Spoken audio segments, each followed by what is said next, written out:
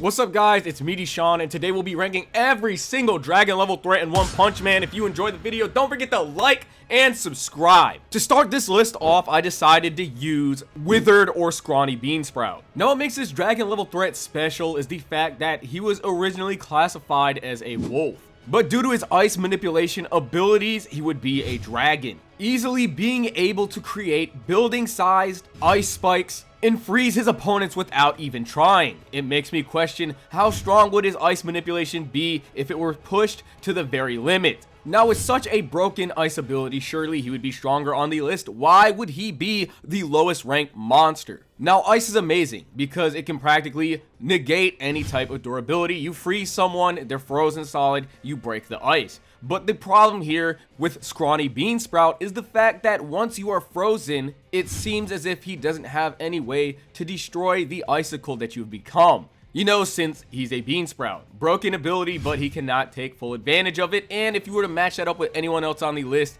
he would still get creamed because they could just most likely break out the ice just like Saitama. Up next, we have Forest King with the ability to conjure an army of tree humanoids that can grow their branches, restrain their opponents, and swallow buildings and branches. Forest King can conjure forest folk and overwhelm his opponent, but unfortunately, the forest folk are only a tiger level threat, and they could get easily overwhelmed by any human with super strength, as Tank Top Man and his proteges completely overwhelm them and save the other lower ranked heroes. But what makes Forest King so special is that by himself, he can even restrain the same superhumans and tank a punch from Tank Top Master, literally receiving no damage. He has high durability against blunt objects and or trauma, but I feel like any swordsman would completely destroy him. And that's not including the fact that Genos one-shot him. Now in a fight between Forest and Beansprout, I feel as if Forest King would literally just overwhelm him with branches,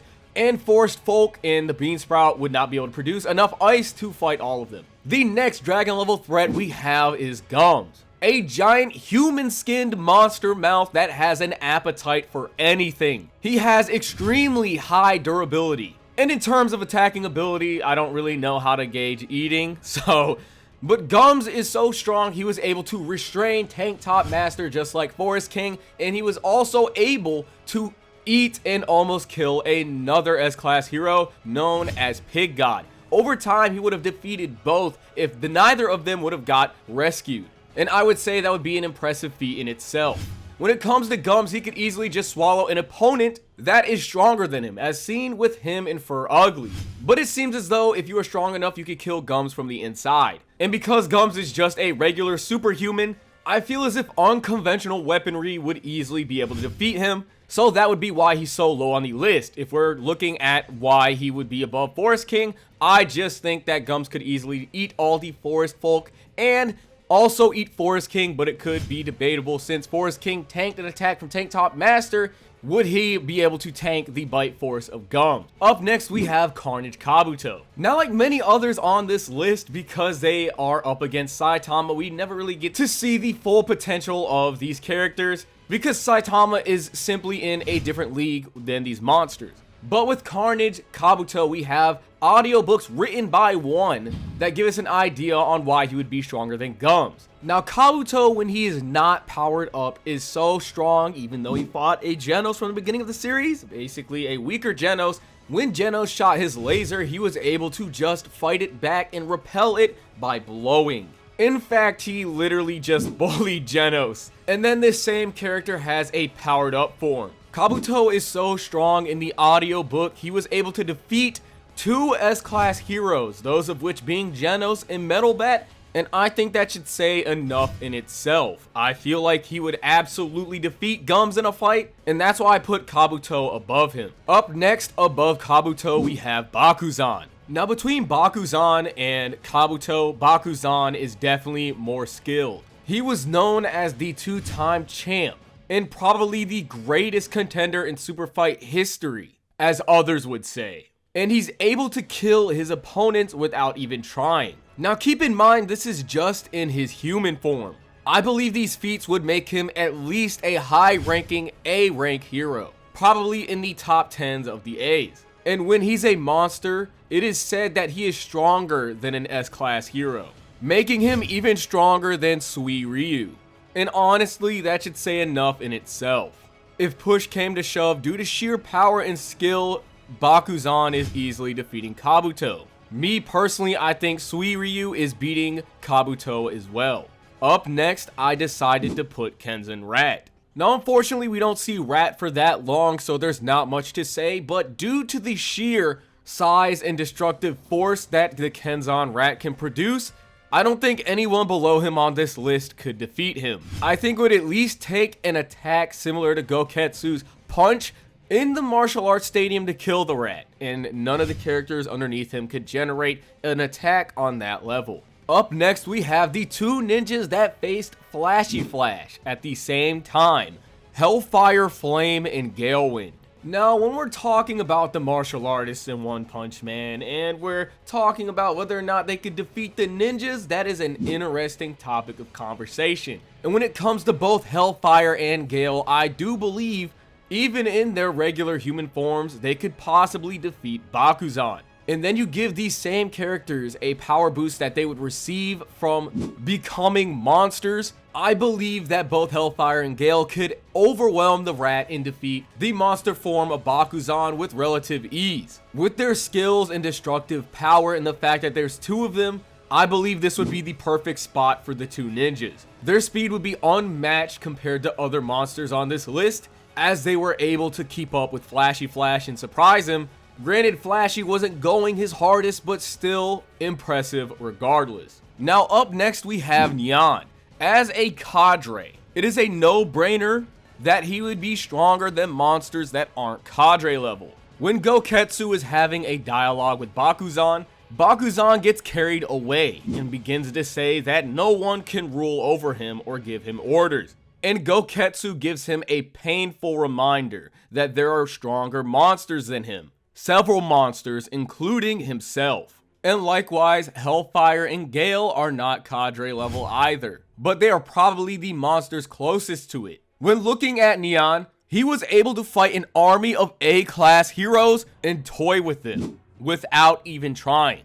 He's so strong even, an S-class hero like Drive Knight admits that he never would have landed a death blow on Nyan if he didn't gather intel in order to counter him. Drive Knight says that he was strong and with orthodox methods, he never would have landed a death blow. Nyan got conceited or cocky and let his guard down. If he would have taken Drive Knight seriously rather than toying around with him, he probably would have easily defeated him. There is a reason why moments before death, Nyan says, "But you're just a toy," because he's weak enough for him to play around with Drive Knight, but Drive Knight turned the tables and tricked him. If it came down to it, if Nyan were to fight any monster underneath him, he would defeat them. Gale and Hellfire never would have been able to hit him, and I doubt any other heroes would either. Heck, even some above him on this list might not even be able to hit him. But for now, due to the limited information, I feel like this is a perfect spot. Up next, we have one of the earlier monsters that appeared in the series, Marugori. Now, in the manga and in the show, he's classified as a demon level threat, but there's been an interview by one himself where he says that if Marugori would progressively destroy the city, he would have been labeled as a dragon. So, Marugori is a dragon level threat.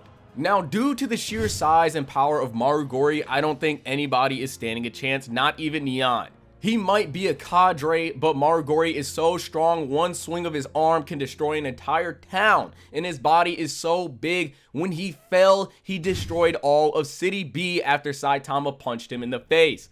Unfortunately, we only see Marugori for one chapter, and I feel like there's not really much else to explain outside of the fact that he's gigantic, and his power would be in a completely different league than other monsters, including some of the ones that are higher than him on this list. Now, I know a lot of you are going to raise hell in the comment section because of this placement, but unfortunately, I decided to put Melzargard here. Now, he's definitely broken. He's fought 5 S-class heroes all at the same time and fended all of them off, has practically unlimited resourcefulness due to his transformation, can fly, make weapons, split himself up, regenerate, create shock waves that can practically erase you, and so on and so forth. Now he could definitely be higher on the list, and honestly I would like to put him higher on the list, but I cannot, due to one simple fact. If you destroy his core, he's done.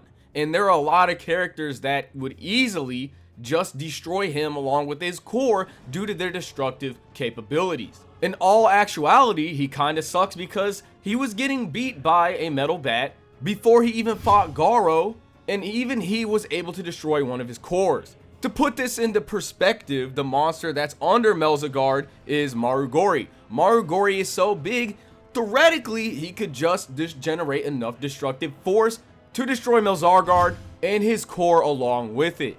I do feel like he would be able to defeat Marugori because he could regenerate, shoot shockwaves and transform. So yeah, I think to an extent he could destroy opponents that are stronger than him, but I feel like if the gap is big enough, it's not doing much. The monsters that are above Melzargard, I just personally feel like they would more or less win because of better matchups or the sheer use of overwhelming strength against him. Up next, we have Fur Ugly, but to specify, it would be his form after Gums eats him. Vomited Fur Ugly. If Fur Ugly didn't already have outstanding strength and durability, throw an acidic body on top of it that practically negs all durability and can even damage Darkshine. In fact, Fur Ugly in this form, his strength matches Darkshine as they both collide. Now debatably Melzargard could be stronger easily, but the acidic nature of Fur Ugly is a hard counter for Melzargard. An acidic body matching Darkshine in strength.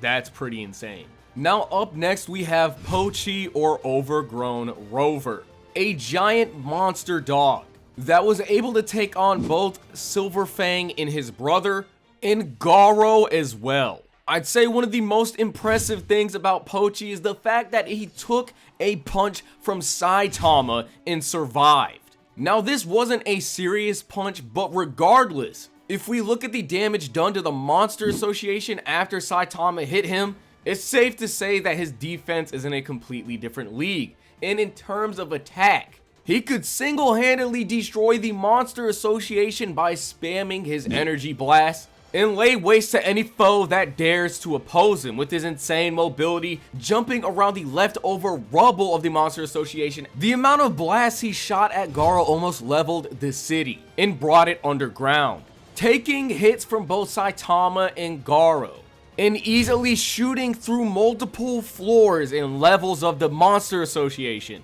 Honestly, now that I'm thinking about it, Pochi might have to be higher.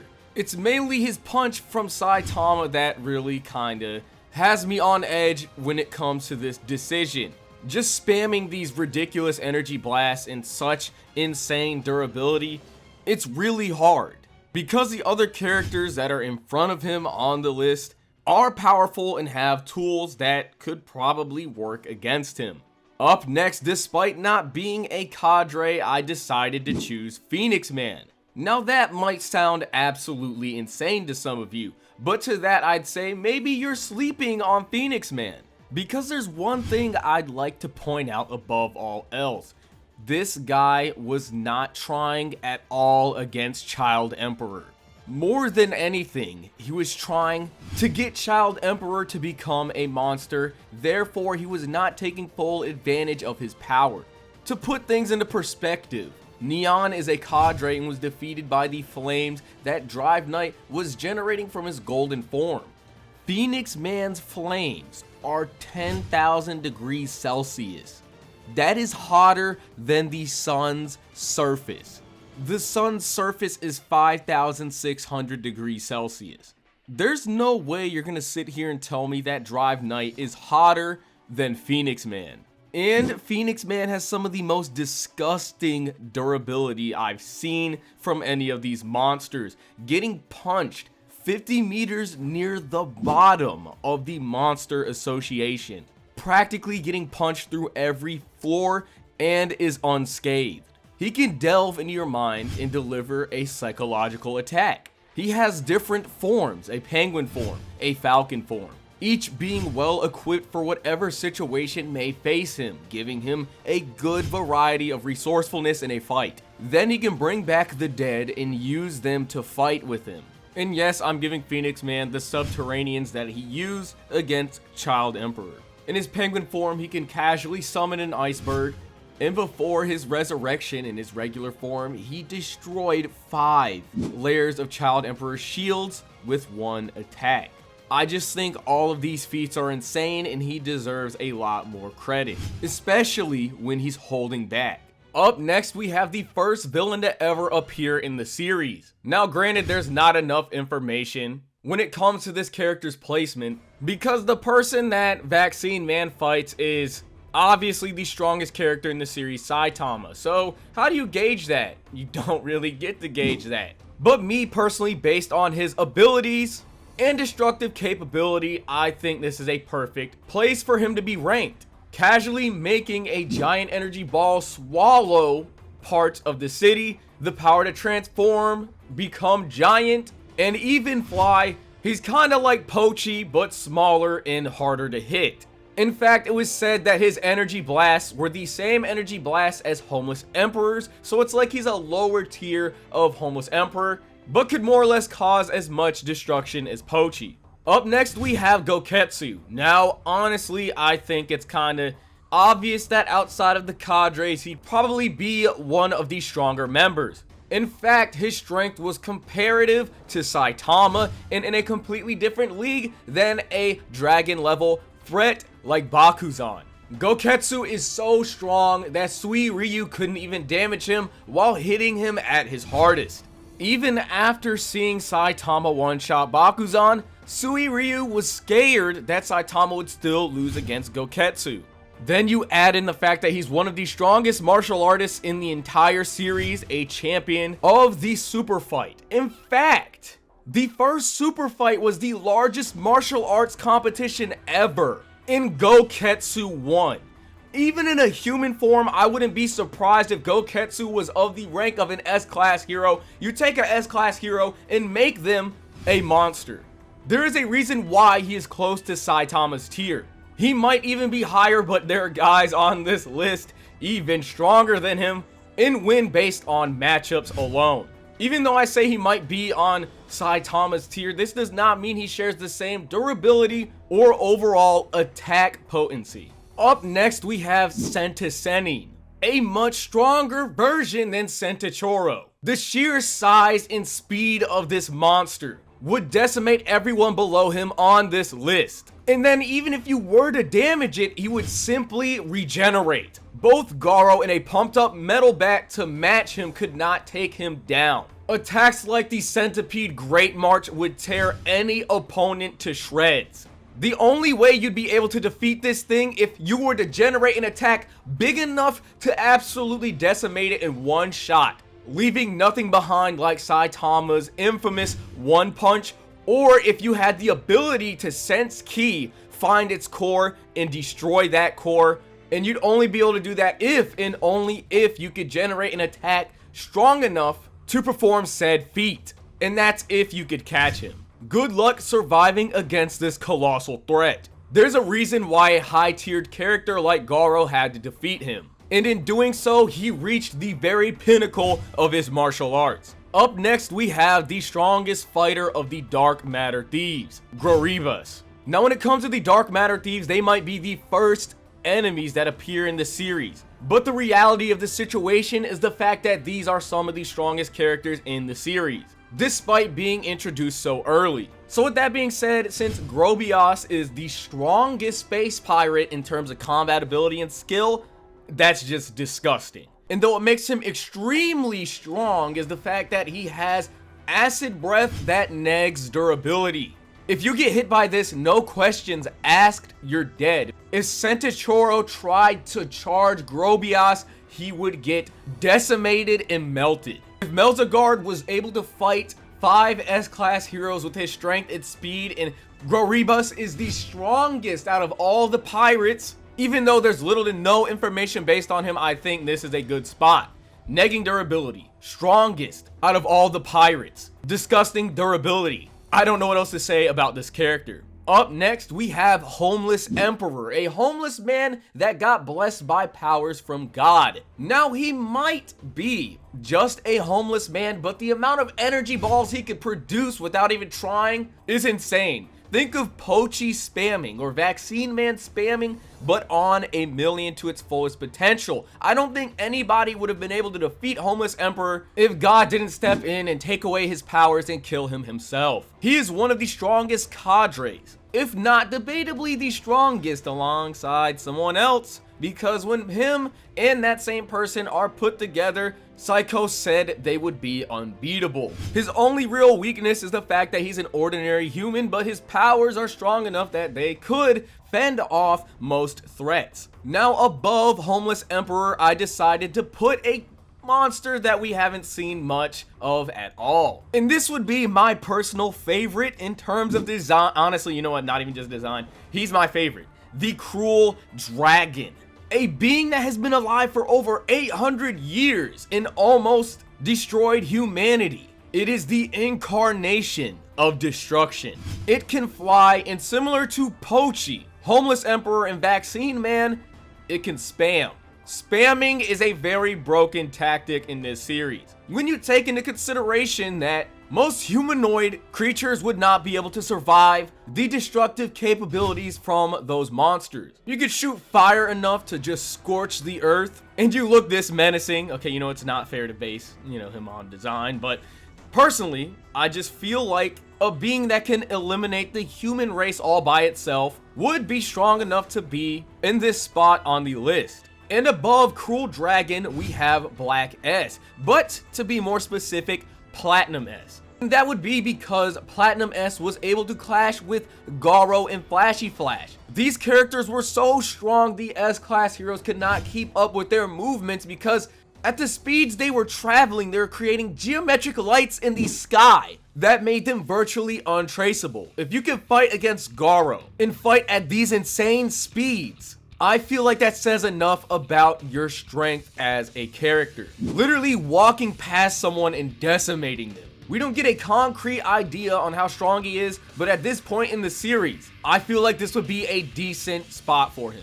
Up next, we have Psychos. Now, to put it simply with Psychos, she was the leader of the Monster Association and the cadres, and she had a willpower strong enough to control Orochi. She is one of the strongest psychics in the series and was able to fight against Tatsumaki. Now we all know that Tatsumaki is in a completely different league. In fact, she was so strong she was able to completely take one of the strongest monster fusions, Psycho's Orochi, grab it, and then wring it out like it's nothing. Now the fact that Psychos can contest her and fight her back, theoretically, she could do the same to most monsters on this list. Just kill them with her psychic powers, and there would be nothing they could do about it. Shooting lasers with her eyes, telekinesis, clairvoyance, any ability you expect an Esper to have, all at her disposal. Flight included. Now this one is a funny pick. Evil Ocean Water. One of the only monsters that ever survive an attack from Saitama, and a serious one at that. The sheer size and destructive power from the ocean. I don't think anyone on this list could actually produce enough damage to kill Evil Ocean Water. He's just too big of a monster, he's made out of water, and he can control all of the piranhas and shoot lasers inside of him, and over time could wear down his opponent like nothing. Honestly, he's probably one of the hardest ones to come up with a placement for on this list because how do you fight water? Saitama can fight water because it's Saitama, but outside of that, anyone underneath him, I don't see them producing a feat close enough to defeat him. You could bring up how Super Alloy generated an attack to destroy Evil Natural Water, but keep in mind that is not the same form as Evil Ocean Water. Evil Ocean Water is just too big and too powerful. Up next, we have Genryuganshu, the strongest telekinetic user in the series verbatim. He can even slap Tatsumaki, no questions asked. Murata said this in an interview that Genryugan Shop's ability to control flying objects should be above Tatsumaki because it can eliminate the friction between rocks in the air. If Tatsumaki throws rocks as it does, her output would be too powerful. The temperature would increase due to friction and pressure and would evaporate the rocks in an instant. Genryugan Shop's psychokinesis can eliminate the friction between objects in the air so that the rock can fly at sub-light speed. Tatsumaki has a limit on how fast she can throw large objects, but he does not. He can use his telekinesis to throw objects at sub-light speeds. That alone is an incredible feat to have, and that's not including the fact that since he's an Esper, he would have a wide range of telekinetic abilities at his disposal, and was stated to be the universe's strongest telekinetic. That means just like Tatsumaki, he could look at any monster and kill them with his mind and wring them out like a rag. Up next we have Boros, the dominator of the universe. There was no one in the universe left to face him. He was the strongest out of the entirety of the universe. He landed on Earth to find a challenge in fighting Saitama, and can release energy blasts that will turn your bones to nothingness, destroying sections of his giant mothership. Boros is seen as one of the highest tiers in the series, if not debatably the highest tier for some. Boros possesses the greatest natural healing in the universe, the greatest healing, physical performance, and potential energy. And in his strongest form, simple punches can take out sections of his ship. He was able to kick Saitama so hard that he landed on the moon. And he's one of the only characters that could take consecutive normal punches from Saitama and come back from it. And his strongest attack can destroy the earth. Now I know a lot of you believe that Boros is the strongest monster, period. But unfortunately, I'd have to disagree. The king of the monsters, Orochi, is above him on this list. From looking at martial art techniques, or any techniques for that matter, he can watch them and repeat them and copy them himself. He can fly, transform, has regeneration, monster manipulation, can stretch. There's practically nothing he can't do with his body due to his transformation ability. He can grow, shoot fire, electricity, everything. He is the king of the monsters. He can even absorb energy from the planet and absorb organisms that he's touched. In a stream before, Murata stated that if Melzagard, Grobias, and Genryugan Shop, dang, I'm just butchering his name. But anyways, he stated even with preparation, they'd have no chance of winning, and he's unsure if Tatsumaki could even beat Orochi. He even once told his viewers during a live stream that Orochi would not be one-shotted by Saitama. Now, whether or not you think Boros is stronger than Orochi, that is fair, but I feel like Orochi has a lot more going for him. Orochi's Guy Cannon versus Boros's Collapsing Star Roaring Cannon. I just can't help but feel like Orochi would win that collision because it would be his power plus the power of the earth. Now you can disagree with me on that, but overall, due to his utility belt, sheer strength, and the fact that he would decimate Boros's crew without even trying, I feel like that's not a bad conclusion to think that Orochi could be above Boros. Now up next, this is obvious, Garou. He can copy Saitama's abilities. Both of these characters underneath him, Orochi and Boros, both got slapped by Saitama. Garou was the only character to ever fight Saitama and actually give him a fight. He pushed Saitama to different heights. If that does not say anything, I don't know what does. There are people that think Boros is stronger than Garou. I sure as hell do not think so. Boros is not the peak of the series. I think it's obvious that Garou is. Garou is so strong, Saitama had to go back in time to defeat him. Both of these characters were literally going neck and neck, fighting in outer space, and hit a new height in strength when Saitama would sneeze and damage Jupiter. Garou is so strong, he was able to create his own particles and anti-particles and send Saitama back in time so that he can be defeated. He helped himself in his own defeat. His mere presence alone causes death because of his cosmic radiation. It stands and kills. What more do I have to say? It copies strongest guy in series. It pushed strongest guy in series to higher strengths. He fight Blast. He fight Saitama. Like, come on, bro. He took omnidirectional serious punches from Saitama and survived. Now we have one last spot. I hope you guys enjoyed the video. Don't forget to like and subscribe. And that number 1 spot is God. Why? Because he's God. Now that'll be it for our One Punch Man Monsters ranking video. This was a fun video to make. Please like for more content and consider donating to our Patreon so we can keep making amazing videos just like this one for you guys. And here's the end screen. Hope you guys can find a video that you like. And with that, I'm out. Y'all have a nice day.